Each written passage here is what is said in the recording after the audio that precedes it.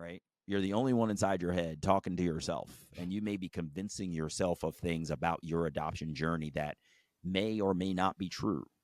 And sometimes you have to get those stories out of your head to bounce them off of someone else so that they can say, I Yeah. can't believe you think that's true. That's so not true. You know, you're better than that. Or I'm sure they're not going to react that way. Or like just having that bounce back, that interaction that can either validate or invalidate your thoughts, I think is really important.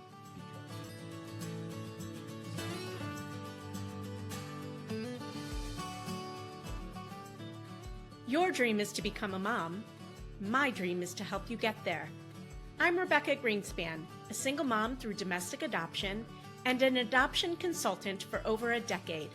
I'll be your guide, along with other adoption professionals and members of the adoption constellation, walking you step by step down this beautiful and complex path of adopting your baby. When I was going through the adoption process, I had no idea what I was doing, what I needed to know, or more importantly, who to trust. Well, after helping hundreds and hundreds of families grow through the beauty and complexity of adoption, I've learned more than a thing or two, and let me tell you, it's not always rainbows and butterflies. This isn't just another podcast sharing adoption stories, but it's for you if you're genuinely committed to diving in with an open heart, eager to learn everything there is to know about adopting a baby so that you can show up for yourself and your child in the best way possible. This podcast is for you if you're ready to put your newfound knowledge into action. Adoption isn't for the weak of heart, and it certainly isn't done when your baby gets placed in your arms. If that's what you think, I'm afraid you're living in La La Land. My promise to you is to keep it real if you promise to keep digging. We'll acknowledge the hard, and we'll also celebrate the joy that is adoption. You ready? Let's do this.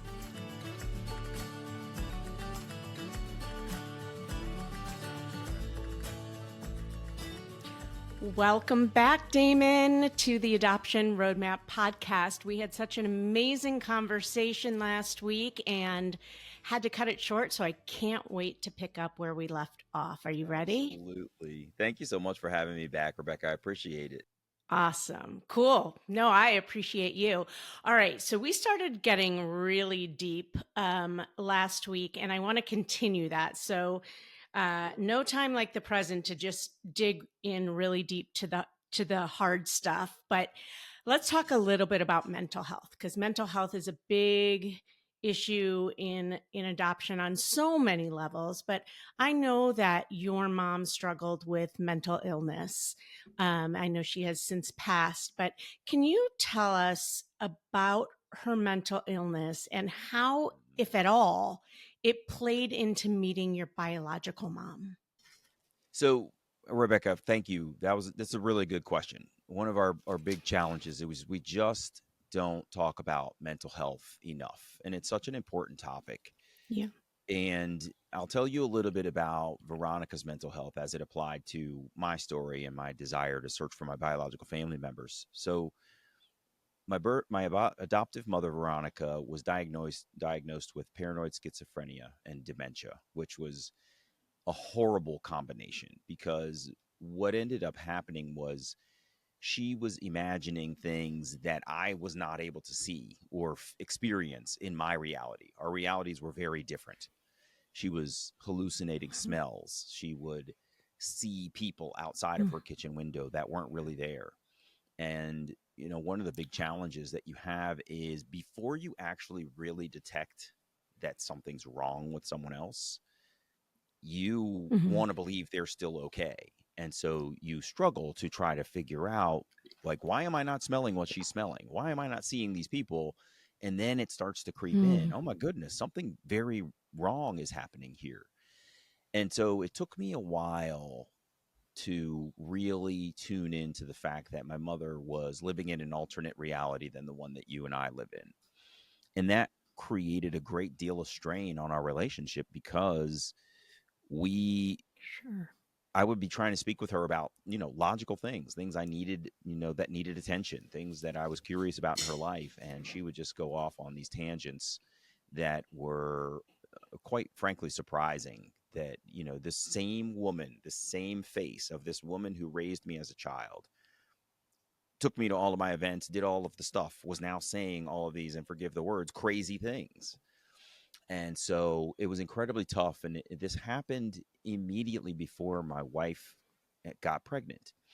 And so here we are going into the hospital after, the full term of her pregnancy.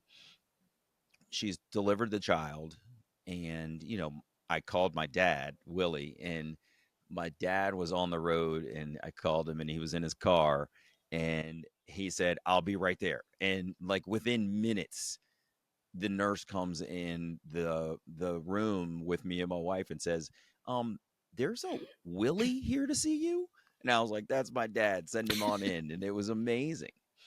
I had similarly called my mother, and there was significantly less sort of energy towards the pregnancy. This is a grandson that she had been anticipating for a very long time. When I was kid, you know how you are as a parent. When you have kids, and I'm going to spoil your kids, and all of these things that you say. Mhm. And now the moment was here, and unfortunately, mental illness had taken her from me.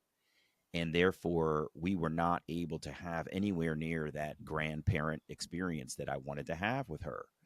And so she Mm. didn't even show up to the hospital. She couldn't bring herself to do it because her belief was that I had been mistreating her as a son. And I had done nothing of the sort to truly warrant that belief out of her. But that was the alternate reality that she had lived in. She had convinced herself that I was no longer a good person. And so it was an incredible Mm. struggle. And the way that that plays into searching for my biological mother is when my son was born, he was the first biological relative I had ever known in my entire life.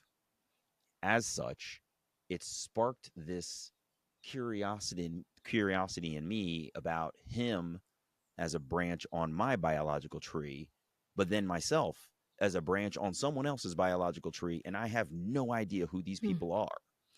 So I'm having this existential realization about myself as an adoptee. That's when adoption truly hit me.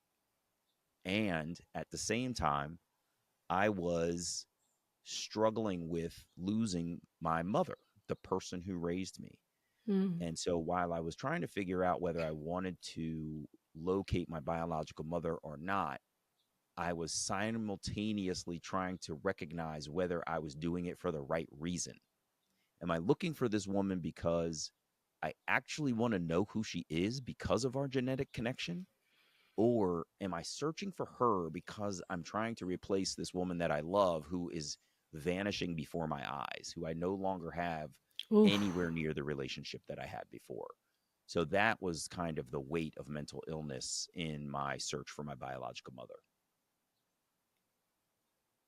What did you come to the conclusion of in that questioning? Ultimately, I decided that it was absolutely something that I wanted to do because as I contemplated both my loss and what I stood to gain potentially, I recognized that they were two separate while related issues. I was they're both Yeah. maternal issues, but they're not the same Hmm. thing.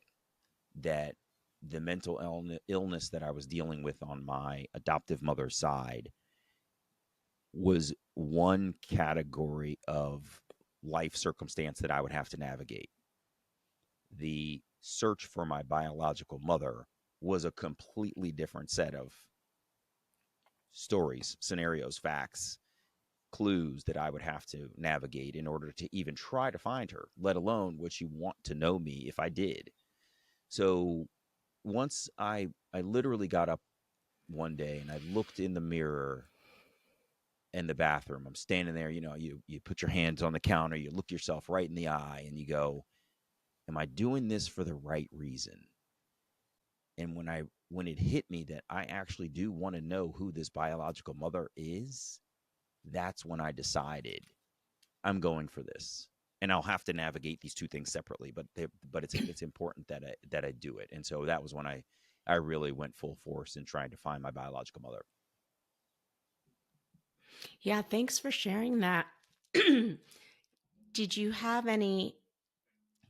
I, I'm guessing you had some hopes about how that meeting would be. Um, and I don't know how, if at all, you separated that from an expectation, but were you prepared for whatever the outcome was?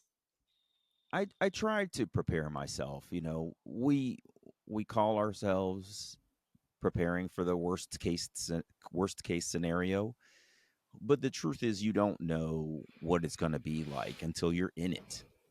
You know, Hmm.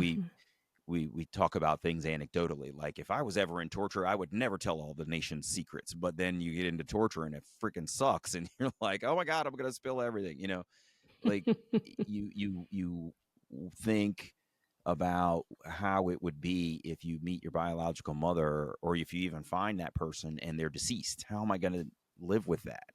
If you find them and they too have some kind of mental illness or challenge or deep need, they're overbearing or whatever, and you can't deal with it.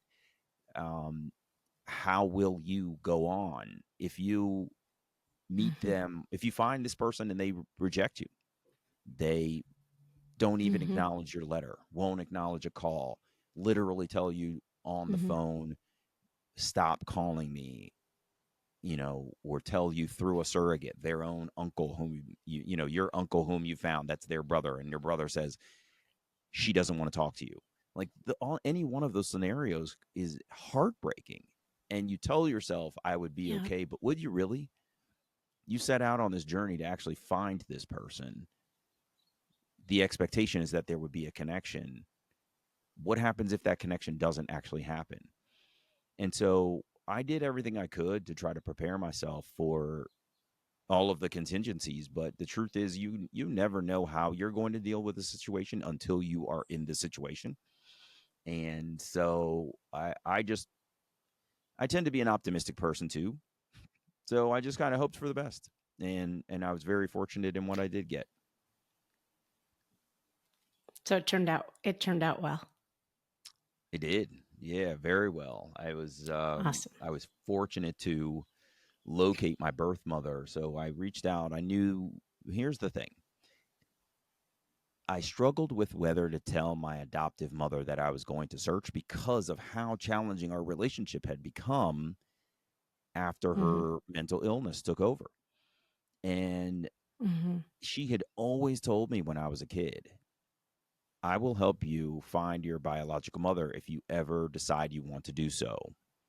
And I said, you know what? I have decided I want to do so. I am hopeful that she will honor what she has always told me and help me through this. And so I decided that I wanted to tell her. One of the things that I did, though, was I realized in mental illness, in some cases, people have what's called sundowners with dementia. And what that means is, and these are not technical What does that terms, I'm mean? not Yeah. clinical in nature, but basically what it means is that, a lot of times, any one of us, when we wake up in the morning, you might feel pretty fresh. You're feeling energized. You're feeling like you could take over the world. By the time 2 o'clock in the afternoon hits after lunch, you're like, man, I'm done. I don't feel like doing any of this stuff anymore.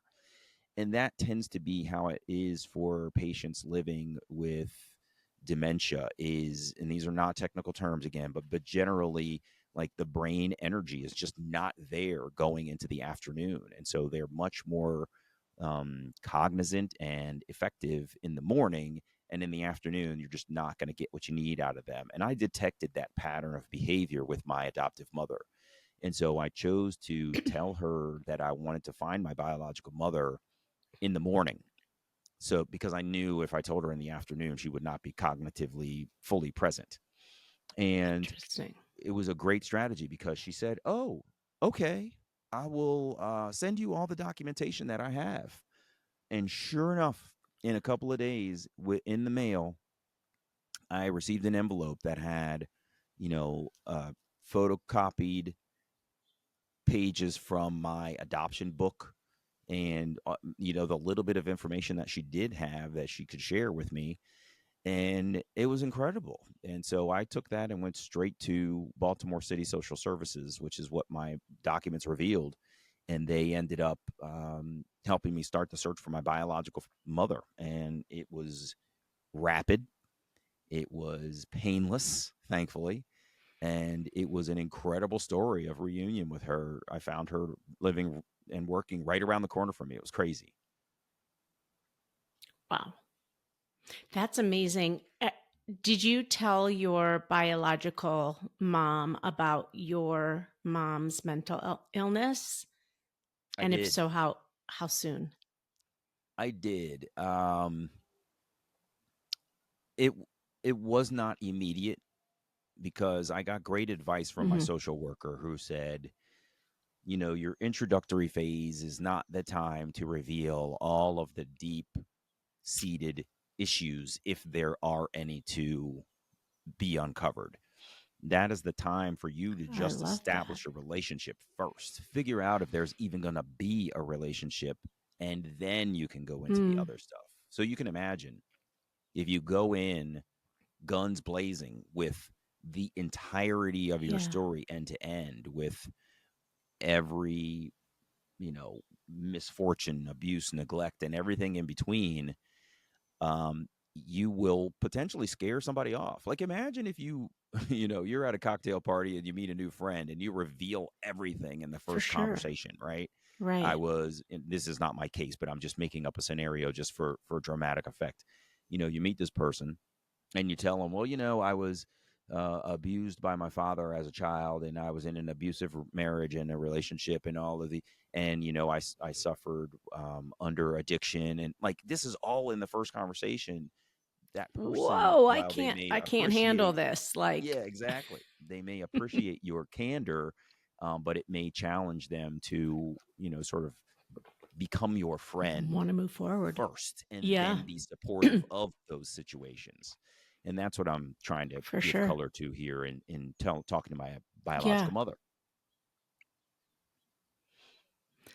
Yeah, I think this is all such great advice because it, I often hear the conversation when adoptees want to search, like, to set your own intention in that, right? And know that it Hmm. could come out in so many different ways. So I thought it was important to bring that up. And wow, what a great insight you shared there. I love that. Yeah, Yeah. the establish a relationship first.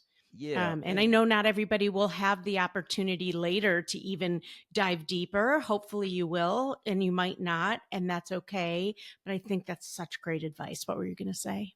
Yeah. I think we also have to make sure that we are going to the relationship from a place that does not require the relationship to heal us. And what I mean by that Right. is you don't want to go into a relationship with the expectation that it is somehow going to make you whole, because if Mm-hmm. it doesn't, then when you return to yourself by yourself or in your marriage or whatever your current situation is, it will not have done what it needed to do for you, and you will, Mm-hmm. for lack of better words, continue to be broken. So I always recommend that people do their own deep seated sort of search and healing of themselves so that they're not Yes. putting so much pressure on the relationship, because if it does start off well and goes poorly, they can go back to who they were, and it will be disappointing. I'm not saying that it's not a challenge. I'm simply saying that if this new relationship is intended to be some major building block that's going to put your entire life back together, it might not do that for you. And so, and this is easy to say and can be hard to do. I fully acknowledge that. But I do recommend, like, get your own mental health support, talk through some of your issues, get that stuff out first and learn how you express it, how it has impacted you, Mm-hmm. so that you're not trying to heal in the process of trying to reunite. I feel like those two things Right. should be separate from each other. They can happen Great, great, simultaneously great when advice. it's healthy, but I think that your own Mm-hmm. self-healing needs to start to happen before you go into reunion. Otherwise, it might not give you what you need. Yeah. Thank you for that. I've heard from adoptees in the past that the most influential person, or the person that has been like this great sense of support throughout their lives, has been their therapist. Yeah, And so, yeah, doing that work ahead of time is crucial. agree. Damon, tell us about your three children, your pride and Oh, joys. the kids. Goodness gracious. That, The you know, children. this has been an interesting adventure as well. So, for anyone who doesn't know, I'm an adoptive parent also. So, I'm an adoptee, I'm an adoptive parent, I'm an adoption podcaster. Like I've told you already, I do so much in this space. So, my children are kinship adoptees, the two older ones. They are my niece and nephew on my wife's side of the family, and they were each 9 years old when they came to live with our family. So my wife and I were married in 2003. We were married in May. By December, my oldest daughter was living with us. She was 9 years old. She had previously lived in the Caribbean, where my wife is originally from, and she had had a life of her own at 9 years old. You can imagine that's almost a decade on this planet. And so she came to us Mm-hmm. with some challenges, one in her own background, and it's her own story to tell when the time comes. But Yeah. she lost her father to suicide, and he took his own life. And she lost her mother, who basically left the children with the paternal family in the Caribbean and tried to make a new life in North America. So that left her with sort of bouncing around inside the family. She lived with her auntie, my wife's sister. She lived in a house with her great grandmother. So not her grandmother. Her grandmother was in here in the United States after divorcing my wife's father. So my wife's father and mother divorced many years ago. The father, continued to live in the Caribbean. My daughter ended up living with his mother, so her great grandmother. And you can imagine there's Mm-hmm. probably not a whole lot of care that a woman who's in great grandmother status can give Mm-hmm. to a 9 year old energetic girl. So she came to live with us first, and we detected her challenges early. She had not had a lot of the fully directed care that an individual needs, the guardrails that a child needs, the sort of guidance. I'll never forget one time we brought her into our home and we put her in private school. And she comes home from school one day, and I said to her, "Did you do your homework?" And she said, "Yes." And I said, "Can I see it?" And she said, "Why would you want to see it?" And it occurred to me that nobody had ever been checking her homework before. Like, it was truly a foreign concept to her that someone would be invested in her schoolwork. And it just reminded me of what children need in terms of Mm-hmm. their rearing. 2 years later, her brother, who was 9 at the time, and my daughter was 11, came to live with us. Also, kinship adoptee. We wanted to keep the sibling set together. That is a goal, right? You want children, if in the adversity of adoption, everybody gets separated, at least let's Mm-hmm. try to keep the children together. And so we formed a family with my daughter and her brother. And he had his own set of challenges. He had actually bounced around much more than she had. She had mostly remained in the family. He had bounced around. He had lived with extended family in another village, sort of outside of where the main family in the Caribbean lived. He had been moved to England, where he had been raised partially part time by one of the great grandmother's dear friends in the UK. So he had had a much more wide ranging experience in sort of being foster cared for lack of better words. So when he came to us, he was incredibly independent at 9 years old. Because think about what the world has told Mm-hmm. him so far. You will live here for a short period of time, and then you will move on to the next place. It doesn't take a rocket Mm-hmm. scientist to pick up on that just based on experience. And that was the experience that he had had. So when he came to us, he was extremely independent. And I'll never forget one day he and my wife had gotten into an argument. He was very disrespectful. I think he had some challenges with women power figures in his life. And so I had Mm-hmm. left home. I was running an errand. He was at home with my wife, and they had gotten into it deeply. And I came home and I gave him a stern talking to. And this is when it became obvious to me how he viewed the world. He said, I don't need any of you. I don't need anything you give me. I don't need anything you've ever done for me. And what Mm-hmm. he was saying was exactly what I expressed before, that the world had told him, you won't be here long.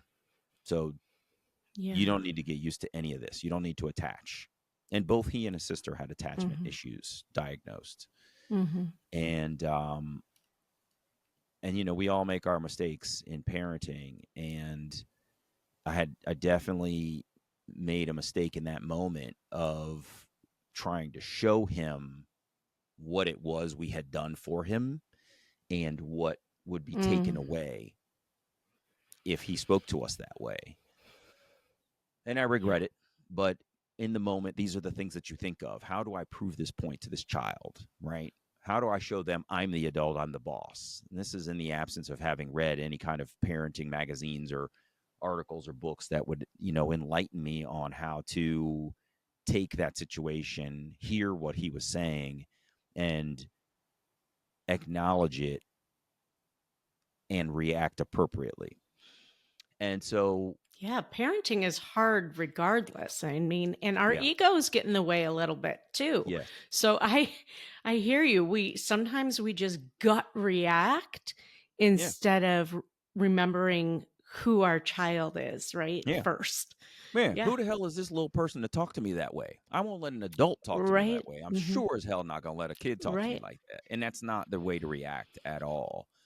Right. And so in that moment, I wish that I reacted differently, but I recognized it immediately and I changed Hmm. course in the moment and over time. But all that to say, the older two were really challenging, really, really, really Yeah. difficult. And I don't fault them for that. I we gave them as much support as we possibly could, loved them, hugged them, kept them together, got them in sports, got them in private schools so that they could have a nurturing environment, got them counseling, all of these kinds of things that we tried to buoy them with support. But everybody reacts differently to what you provide them in terms of resources, and some people are able to grab the buoy and keep themselves afloat, and others just choose or are not capable of grasping the buoy and they sink. And unfortunately, in my view, the two of them have sunk. And so they remain Mm. challenged as adults. They are in their late 20s, and suffice it to say, they're not productive participants in society, is how I would say it. So that was incredibly challenging. And one of the things I'll say is there was a moment in a chapter in my wife and my life where we really had to look each other in the eye and say, have we done every single thing we can do for these guys? And with your kids, you want to always provide them a parachute so they don't come crashing into the ground. But eventually Hmm. you realize they may need to feel this pain. They may need to recognize you are the parachute. And if they are not fending for themselves or taking the supports you're providing to them, maybe they do need to crash so that they can understand, like, oh, I need this help. And so we decided at one point that we had done everything we could do, that they were not taking resources and utilizing them, maximizing them at all, and that we were the only ones that cared. We were trying to care and they didn't care.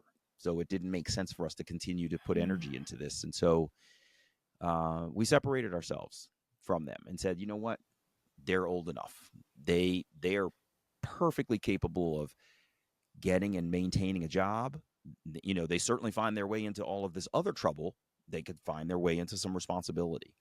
And so we left it up to them to make their final decisions. And like I said, they just have not made themselves into productive parts of society. And it's really too bad. But I think we can feel confident that we did every single thing we could as parents.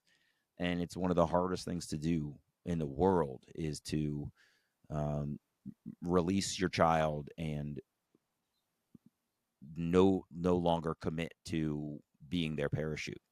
So that part was rough, but at the same time, when we were parenting them, we also had our third child, my son Seth. And so he was this first biological relative that I've told you I'd ever met in my entire life. And it was such a great joy to have that experience. One, because I'm an adoptee and I'd never known a biological relative before, but two, also in contrast with the adoption experience that we had had, right? It was very challenging, and it was good to be able to try to pour some energy into someone else who we were able to nurture from their very beginning, who had the Is he the foundational oldest? grounding that those two had not had. Is he the oldest? He's the youngest. So bear in mind, the other two Oh, came when he's the youngest. they were 9. So she was 9. 2 years Right. later, the middle child came when he was 9 and she was 11. Then he was born. So they were already, you know, Got 10, it. 11, 12, 13, whatever, when he was born. So there was a significant age gap between them. I used to joke that there was algebra and Elmo in the house at the same time. So we had a significant age difference, but that also meant then that when we parted ways with the older children, we were able to pour into our son and just totally focus on him. And it's been very rewarding. He's a great kid, and um, super smart, crazy funny, taller than me now. He's 16, and just Mm. a real joy to be around. And it's really interesting, the sort of biology piece, the nature versus nurture. If he's Mm-hmm. depending on which parent he's standing next to, he looks like both of us, right? He's got my facial features, but his mother's coloring, and he's got his mother's sort of hair texture and body shape. Like he's just a great mix of the two of us. And for an adopted person like myself, Mm-hmm. that's a wonderful thing to sort of be able to examine close up, right? Like, what pieces did he get from me? Yeah. What pieces did he get from her? What pieces are just how he has synthesized what we have given him into being his own person? It's really fascinating to watch. Yeah. Thank you so much for sharing all of that. Yeah. It's interesting watching you. If you're watching this conversation, your energy shifted right when you talked about your children. Yeah. Um, and I know that there's pain behind that, right? Because you probably had an expectation of the type of parent you wanted to be for these children and what you wanted to give them, versus what they came from. Yeah. And it sometimes works and sometimes doesn't. I'm wondering if during that time that they were living with you, were you getting any professional help from outside sources, therapy, in helping you guide Absolutely. them? Yeah, this was not just therapy for the kids. This was family therapy where Mm-hmm. the kids Mm-hmm. would go in individually. We wanted them to have a safe space where they could talk about stuff. And uh, Mm-hmm. we then also went in to talk about the issues together, uh, as a couple Mm-hmm. without them. And it's funny, as you say this, I think to myself, I wonder if they calculated that we were seeing all three the same therapist, and therefore they didn't necessarily trust her because they knew we were coming to see her too. But either way, we did try to give them the support that they needed through therapy and tried to get the family therapy that we needed too. And I want to go back to something you Mhm. said. Yes, I was disappointed in not being able to be the father that I wanted to be, but I was more sad for the kids. They didn't ask to Yeah, be here. They didn't ask for any of the situations right. that they were put into. Their father decided through his own mental health challenges that he could no longer be here. Their mother decided that she was not able to stay in that environment, left the children behind, both parents. I can't imagine what it's like to be abandoned in those ways and then bounced around through families. And then, the decision was made for them to move from the Caribbean to the United States to parents that they had never lived with before. We had never cared for them for any extended period. We saw them and hung out with them and cared for them sort of while we were there in the Caribbean, but never parented them before. And so they were just transplanted. The decisions were made by the adults Mhm. and they were just moved to a new country. It's a new culture. The cars are driving on the other side of the road. The currency is different. The rules are different. The way people talk is different. Every single thing is different. And it just had to be so much for those guys to endure.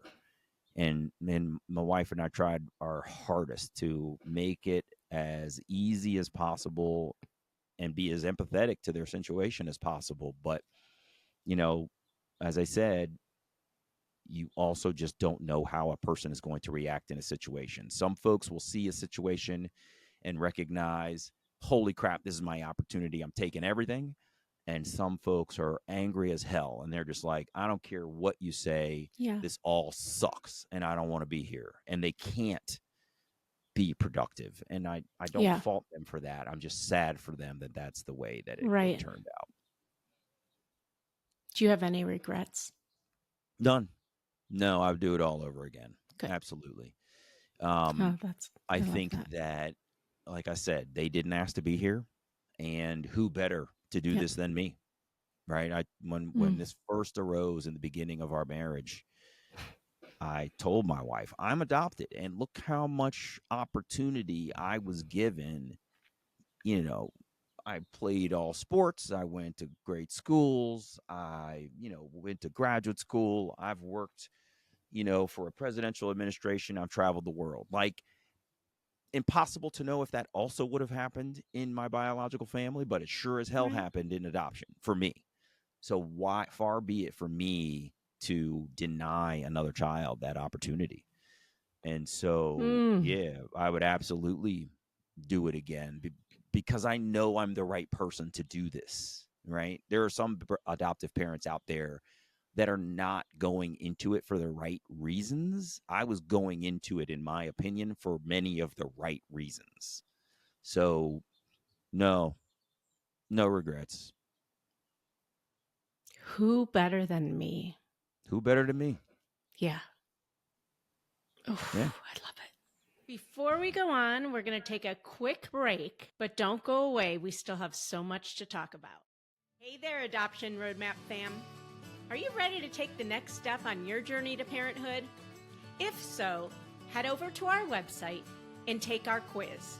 It's called, Are You Ready to Adopt? It's not just about testing your knowledge, it's about making sure you're emotionally and practically prepared for the beautiful, complex journey of adoption. Let's make your dream of parenthood a reality. Go to rgadoptionconsulting.com and take the Are You Ready to Adopt quiz today. That's rgadoptionconsulting.com. The quiz is free and it will let you know where you are in the process and if you're ready to jump into your adoption journey. Do you have any advice for parents who are navigating a closed adoption versus an open adoption? And that could mean a lot of things, right? Those words there's such a spectrum on both sides. But I'm just curious, kind of having having lived through a closed adoption, which then opened, having your children, um, their experiences. I'm just curious what you might have to say around that. Yeah, I think for the adoptive parents, my belief is that openness is key. And I'm starting with the children first. We don't Mhm. think kids are thinking deep thoughts, right? Because we watch them playing with toys and doing things that are very simple to us while our daily lives are very complex. But the truth is, they have the introductory complex thoughts about their adoption that you might not realize they actually have. Mm. And I think it's good to be open about their adoption, speak about it in ways that are age appropriate, but also that acknowledge that you think about it too and that you can Hmm. talk about it together. Because here's the thing, if you, as the adoptive parent, begin to shy away from the adoption discussion, if you are one to shut it down, if you are one to make up stories about it and they're like easily detected, these are things that kids pick up on. And what will happen is when they decide they want to talk about it in very real terms, like the decision to search Hmm. for their biological family members, they're not going to want to talk to you about it because their experience will have been every time I raised this issue, they shut me down. So why would I go to them now at this incredibly important moment for me? I've been thinking about this for a year, 2 years, 5 years. Every single time I've ever tried to ask them about it, it's been, I don't want to talk about that. Or we'll talk about that when you Mm. get older, or whatever your excuse is. And so it will feel like you're not a trusted resource for support. And they'll cut you out. And you'll get surprised one day when they finally come to you and say, I found my birth mother and I've known her for a year. You'll be shocked. So, one, prepare yourself for that kind of stuff. But two, just, you know, have open, honest conversations about adoption so that you establish yourself as a trusted, valued life partner as a parent. In terms of Yeah. the sort of open adoption piece, I don't have experience with it personally. And but from what I've heard, that also requires quite a bit of honesty too, and some empathy as well. Sure. I say empathy because I think that the birth parents frequently get cut out of an open adoption scenario, that it's Mm. documented that it'll be open, that the adoptive parents start off with the intention of having it be open, and then for whatever reason, be it the overbearing fault of the birth parent or the insecurity of the adoptive parents, they turn and say we can't do this anymore, this can't be open.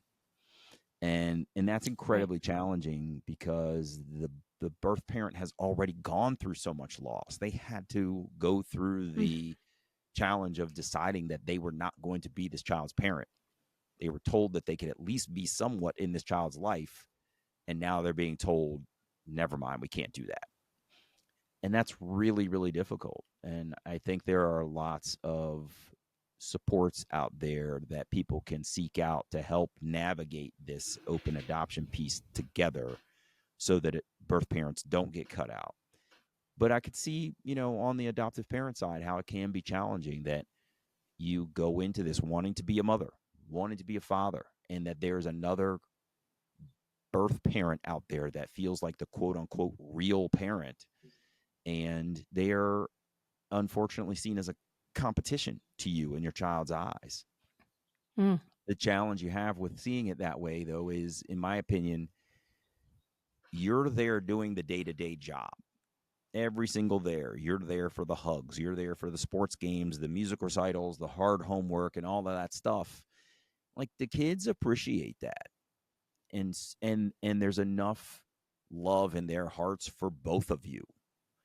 You can Amen. be recognized as the individual who is doing the hard work and who is the support, and you can help them to see that other person is how you came into this world in the first place. I couldn't be your parent if it wasn't for this other person.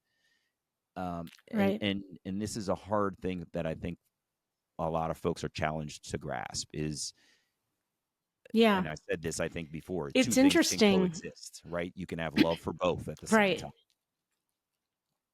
And it's interesting as you talk, I'm hearing, we were talking earlier about seeking out your birth parent and whether or not you'll be accepted or um or not, right? Whether or not Right. she'll open the door or close the door to you Right. again, potentially, right? And then the same can go with open adoption. Like there's so many of these uh, concepts that repeat itself no matter where you are in the triad. And I actually have to just show my shirt because I'm really excited. And so if Let's you're see it. watching it, we just designed this shirt called, it says, let's see, honor the triad. Mm-hmm. Do you see it? Oh, that's cool. Yeah. Love it. That's really awesome. It's three daisies and it says Mm-hmm. honor the triad. And in the stem of the daisy, it says adoption.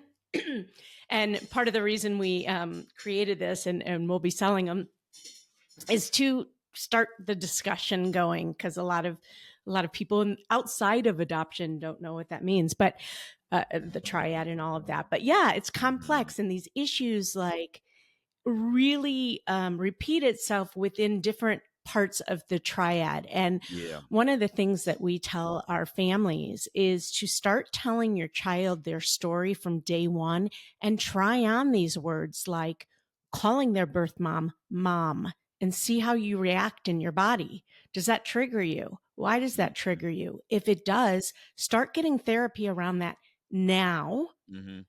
because that's just one trigger, right? And Another, if you can yeah, work through those things from day one, so much better for everybody. absolutely. Another thing is, um, there are alternative phrases that you can use for the various types of parents. So a lot of birth parents don't like to be called birth parents because it sounds like Right. that was their only job, was to be the engine and machine that created life, versus the fact that in many first mothers, that is what they consider themselves to be. The child would not be here were it not for me, and it was my body and my choices that elected to bring this child to life. I carried the child for 9 months, nurtured myself, nurtured the child. I was the first mother. You are now mom. And first mother can have a different connotation in someone's eyes. Mom is a very Sure. personal um moniker for an individual, right? It's it has a very intense connotation to it, in my opinion. Yeah. But first mother And I think sort of fully ultimately, recognizes what that you, relationship was, and allow space for the adoptive mother to be mom. sure. Ultimately, I think ultimately and eventually, you need to follow the lead of your child, right? Mm-hmm. Whatever they want to be calling these other people in their lives, who are you to tell them they shouldn't be, right? Yeah, So yeah, that's right. in I, my case, mm-hmm. my son started calling his birth father dad. And Mm-hmm. so at first I was like, okay, let me try this on. Now I'm a single mom, so it didn't affect me as much as maybe it would affect somebody else. And maybe that's why he's calling him dad, right? Because Yeah, I'm a yeah. single mom. And at first I was like, huh, okay, if he's calling him dad, I need to mirror that too. Mm-hmm. And so we call him dad. Yeah, And that's great. so who am I to tell him, no, no, no, honey, that's not dad, that's your birth father? No. What's a Mm-hmm. name? What's in a name, right? Yeah, that's a really good point. That's a it's a lucky thing sometimes for adoptive parents when a first parent is found who is not the same sex as the parent, right? When a when a child finds their birth father and not Mhm. the birth mother, the adoptive mother doesn't feel that competition. That was what happened with me. That my Mm. I found my birth mother, but my adoptive mother was absent because of mental illness. So the only person that I could introduce my birth mother to was my adoptive father. So there was no contention because Right. they were not immediate, for lack of better words, competitors. Yes, that's a good point. That's a good point. So, Damon, you are an author and a podcast host. Is that right, Hmm. by the way? Did you write a book? You wrote Oh a book, yeah. right? I wrote my Okay. memoir So, let me and just, my podcast is by the same name. They're both called Who Am I yeah. Really? And Who it's a am I really? title, yeah, that has resonated with a lot of adoptees because that's one of the sort of existential questions that a lot of folks ask themselves, right? If I'm adopted, Yeah. then I have an identity that I didn't realize was over here in my biological family. Then who am I really? You know, I was very glad I found that title kind of popped into my mind. Yeah, I love it. I mean, it definitely just says it like it is. Who am I really? So, you're an author, you're a podcast host. You have had a lot of success with your podcast, and the whole idea of the podcast is for adoptees to be able to share their stories. So, what role, and by the way, if you haven't listened to Who Am I Really, go and subscribe because you do such a great job as a Thank podcast you. host. Thank I you. love how you made it so unique in your own. It's so if you don't know what I'm talking about, go listen to it.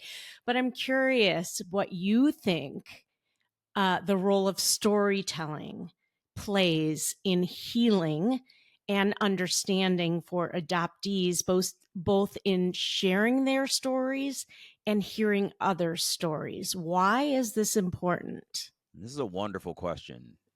It's important for a variety of reasons. I'll say a few things here. First, as adopted people, it can be very lonely. You don't necessarily Mm, realize the other adoptees around you. Not to mention the other first parents, the other adoptive parents. Like we can all be in the same room together, and if nobody raises the subject of adoption, you will never hear anyone say, "Oh, I was a first parent," or "Oh, I'm an adoptive parent too," or "I'm also adopted." It just doesn't come up, and that can be very lonely for somebody who is not necessarily open about speaking about their adoption like I am. I tell everybody that I am. And because I want to invite the conversation from whatever angle you come to adoption from, because as I've said before, there's kind of this Disney version of adoption that, you know, the mm. parents die in the first 5 minutes of the movie, and then all of a sudden this baby animal, this child or whomever is adopted in this Gets Disney adopted. scenario, and everything seems to work out great, and it just doesn't always. And so I think it's important for folks to tell their stories because it helps you to see the people around you that share your experience. It also helps to enlighten the people around you who don't share your experience, right? If you're telling them something that is relatively private about yourself, but that you're comfortable talking about, it can dramatically shift another person's understanding of the institution of adoption. If you are able to share facts about yourself, like, and I'm making these things up as I go, but I tried to search for my biological family members, but unfortunately, in our state, we don't have open adoption records. So I'm not able to search through that avenue. People might not know that, and that can offer them an opportunity to Mm, empathize mhm. with your scenario. If you tell folks, I've tried to search and unfortunately my birth parents don't want to know me, that can counter the other narratives that they might have in their mind where the local news has shown all of these amazing adoption reunion stories and it just seems like that's how it goes. So I Yeah. think that the storytelling is important for bringing truth to the narrative, but I also believe that it's important because it allows people to get the story out of their own body, out of their own head.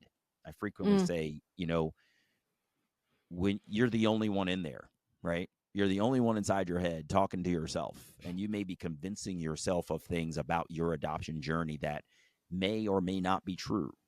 And sometimes you have to get those stories out of your head to bounce them off of someone else so that they can say, I Yeah. can't believe you think that's true. That's so not true. You know, you're better than that. Or I'm sure they're not going to react that way. Or like just having that bounce back, that interaction that can either validate or invalidate your thoughts, I think is really important, because you could talk yourself Yeah. out of something or talk yourself into something and it may not be true and you will have had no validation.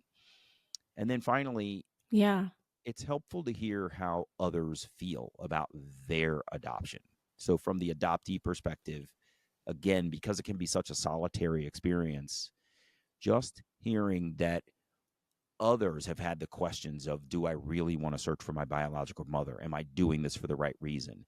What happens if I find a grave? What happens if she says she doesn't want to get to know me? And how did these Hmm. other people deal with their thoughts, proceed with their actions, and react to the reality of what they did actually experience is helpful for others to say, oh, I see how Rebecca did this. I see how Damon did this. That's validating for me because I had those same feelings. So the storytelling is impactful because it helps to unify the community around the fact that we're Hmm. all sharing an experience, but we come at it from different perspectives Yeah. and we're going to have different outcomes. Yeah, I love that. Thank you for putting it that way. I think, it's the same as journaling or sharing your stories. First of all, it's therapeutic, but also we talk a lot about mirroring in adoption, right? Being able to see others in you, right? Yeah. Um, or did I say that right? You know what I'm talking about. But Yeah. so it goes throughout. In how many people have you interviewed? Hundreds, I know, over a Yes, hundred. I'm starting, I think it's season 15, and I will cross 250 Whoosh. episodes this season. Congratulations. Yeah, Out of it's all of those, incredible. have there, I'm sure there has been some particularly difficult interviews to conduct. Can you think Yeah. of any and like how you handled it, or did anything just really throw you off? Like, Yeah, I mean, if I'm candid, they all have a level of difficulty, right? And that's because this mm-hmm, is a very sensitive area. Even the person who has the most seemingly positive experience, even the person who has seemingly the most positive experience, will have some element of their story that just throws you for a loop. You know, so if I had mm-hmm, in my own story, this piece where my adoptive mother, a woman I love very much, was suffering mental illness, if I went into the details of how challenging our relationship had become, I mean, she mental illness took away from her executive functioning to the point where she stopped paying her bills. She lost her home on the auction block. She lost her car, everything. She was basically homeless during COVID. Like, I didn't get into all of that, but I say all that to say, there's always an element of somebody's story that you just didn't see coming. I have caught myself listening yeah, to interviews and going, "Oh, I know where this is going." And then they say something and it's as if we were driving in the car together and they just yanked the wheel and suddenly we're off-roading, right? We're just in the woods bouncing around on this crazy journey. Like, it can just be really tough. So, I, I've I've talked about a woman named Tezita who was adopted from an African village and had never seen white people before. Right. And so she was adopted into a white oh, family in California and was basically abused, but had an whoosh. amazing story of her adopted sister like she had Wow. been rehomed back to Africa. Her adopted sister found her and brought her back to America where she could, continue to try to grow and thrive. Um, I've talked to, folks Wow. who were abused in their adoptive family. A guy I interviewed very early on talked about being abused by his older brother, and the Hmm. challenges that he had in dealing with his parents, his adoptive parents, and similarly his challenge in dealing with finding his birth father, who would not acknowledge that he was the guy, but who would say things. He went through, the guy found his birth father. The birth father engaged a lawyer who was a relative of the birth father, like a cousin of the guy. And they finally arranged to meet my guest, Tom. And Tom said, I'm sitting in front of this guy. I can see that we look alike, but he's totally not acknowledging that he's the person. But he's saying things like, if I was the guy, you should probably look Oh out my for God. this in your medical history, like loose acknowledgments, but Mm. not really trying to, so there's all kinds of challenges that people have in their stories. And I could go Yeah. on and on and on, but I encourage people to share their stories anyway, because this Yeah. community is so incredibly supportive that we've got you and we're here for you. And when you tell the story, you will get comments online. I'm so glad you shared this story. You know, thank you for saying this, and here's how it related to me. And the adoptee community is incredibly supportive in those ways. Yeah. I agree. So, reflecting on 14 seasons of Who Am I Really? How Unreal. has the podcast changed, and what are your future goals for the podcast and the work that you're doing in the adoption community? Where is Damon Yeah. Davis going? This is a great question. It's 15 seasons and nearly 250 episodes, and one of the things that I've recognized is I have a unique collection of adoptee stories. And so what I've started doing is writing a book or series of books about the adoption experience from the adoptee perspective. So I'm going Ooh, I back. love it. Yeah, it's been a really exciting project. I started to go back and document some of the lessons that I've learned. So I put a framework around it, right? That there's, and I'm going to say it loosely because there's a whole lot to it. It's growing up in adoption and sort of realizing what adoption means to you, deciding to search for biological family members. How do you search and how does it go? The sort of challenges and opportunities of reunion, and how do you share this journey with your adoptive family, and Mm-hmm. some of the crazy sort of unique coincidences that adoptees have along the way. And so that is, at a very high level, is the framework for the book. And there's a lot of nuance in there because you could divide the reunion piece into biological mothers and biological fathers, and then those reunions that went well with biological mothers and those that went poorly, and vice Mm-hmm. versa on the paternal side. So the book has a whole series. There's a whole story arc there. And what I'm going to go back and do is listen to all the podcasts again and pluck out the different pieces and put them in the Wow. buckets of the different I hope on high chapters. speed. Oh my God, absolutely. But it's also going to be really good because um, I always enjoy when I listen to one of the podcasts again and I'm sitting there listening and I'm thinking to myself, I wonder if blah, blah, blah, blah, blah. And then I ask that question of my own curiosity. So it may be because it's already in the back of my mind and I'm recalling it, but I definitely find myself with some of the same curious questions. And it's always interesting to hear the stories over again to see how people handled their various situations. So right now the podcast is being used as a platform for writing this book or series of books about adoptee perspectives on adoption. I love that. Writing a book is not easy. Do you think when you go back and listen that you'll end up like reaching out to some of the people and asking them like whatever happened with XYZ, or do you think you'll just leave it as it I've is? I've thought about that. I would love to do sort of a where are they now, but Yeah. with 250 people, how do you even manage something like that? And then I've got a wait list of people that are waiting to be interviewed. Like, how much time could I spend going Wow, that's back awesome. when I need to continue Yeah, pushing forward? Right? I've got a right. significant list of people that I'm Do you excited ever to have talk people to. on again? I've never had anybody on again. Hmm. So, Well, you might um, need to once you start re-listening.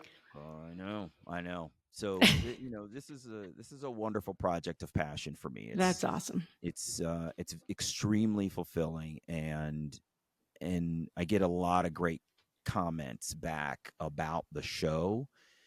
And it's funny too. The comments are directed at me, but this show is not about me. The show is about every Right. single person that's the guest. Yep. If there would be no show if it was just Damon Davis sitting behind the microphone, because there's no stories to tell. So it really quite truly is about every single guest that I have on the show, and their willingness to open their hearts, Hmm. open up their entire story. These are very, Hmm. very intimate stories that people are telling us Yeah. for public consumption. And it's not easy. And I have great admiration for everybody who decides that they have a story to tell and that others should have the benefit of hearing it. It's really awesome. Well, speaking of which, thank you for sharing parts of your story and My giving us pleasure. such wisdom. You're doing wonderful work. Thank And you. again, I cannot encourage people enough to go listen to Who Am I Really? Damon, I like to end each episode with some rapid fire questions. Let's go. So the first one is a shout out to a person or an organization that has impacted your adoption experience or views on adoption. Let's shout them out.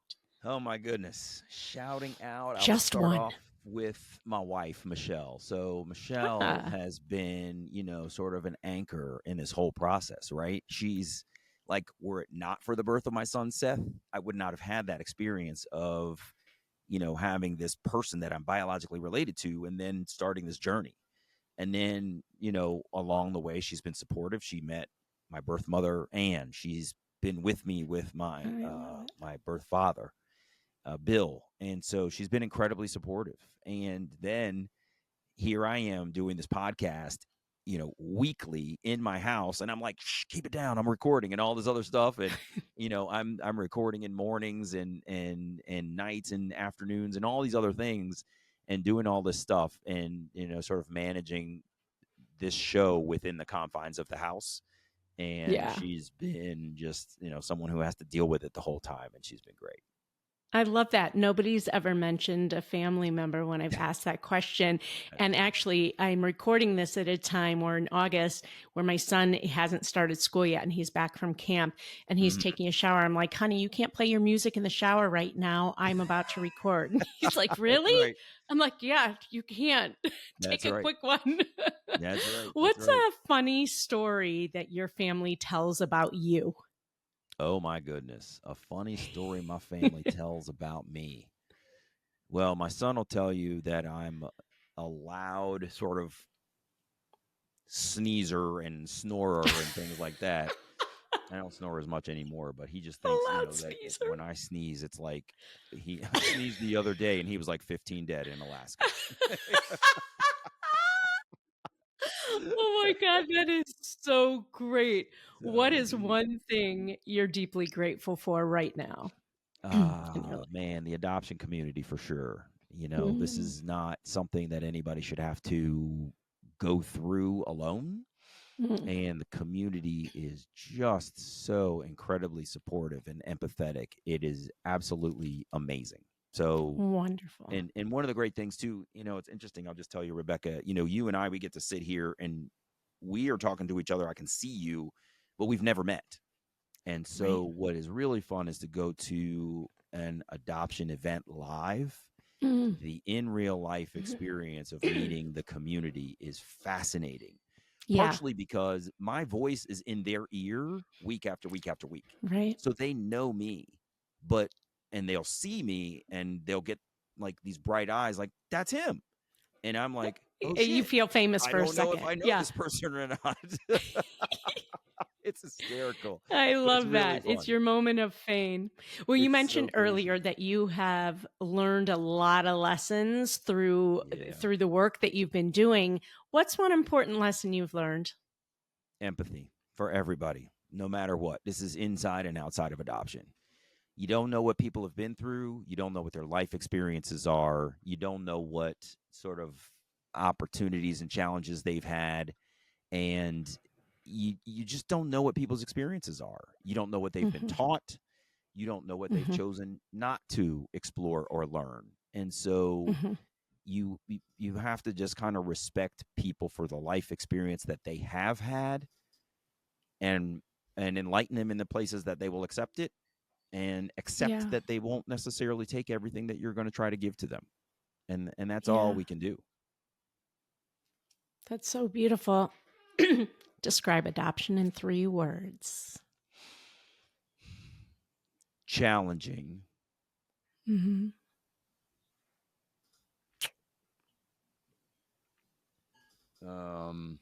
losses, and opportunities. I love it. Damon Davis, thank you so much for being here. My pleasure, Remember, Rebecca.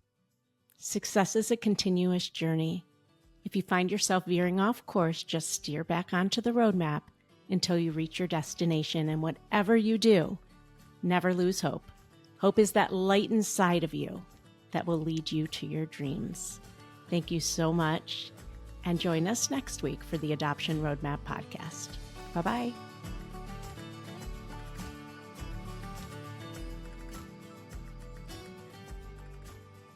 Well, I hope you enjoyed that episode of the Adoption Roadmap podcast.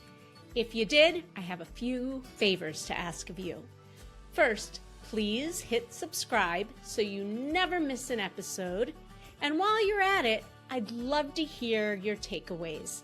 Please write a review and let me know what you liked. And if you have a question or a suggestion on what you'd like to hear, I'd love to hear that too. Please shoot me an email at support@rgadoptionconsulting.com and let me know what you'd like to hear about. And if you have a question, I may just answer it online. Thanks again for listening.